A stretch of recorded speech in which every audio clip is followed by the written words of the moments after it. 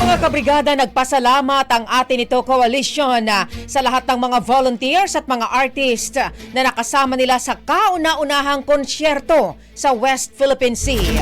Sa isang pahayag, itinuturing ng civilian group na isang mission accomplished ang kanilang inisyatiba.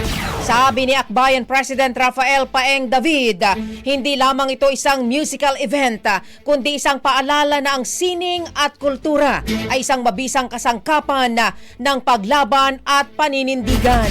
Sa pamamagitan ng musika, ipinakita raw na nagkaisang iba't ibang mga bansa para maideklara ang ating karagatan ay isang lugar ng kapayapaan at hindi ng hidwaan.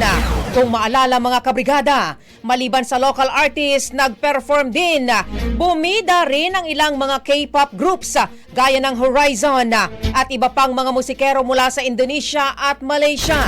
Maliban sa concert, matagumpay din na nakapaghatid ng fuel ang grupo sa mga mangingisda sa Pag-asa Island.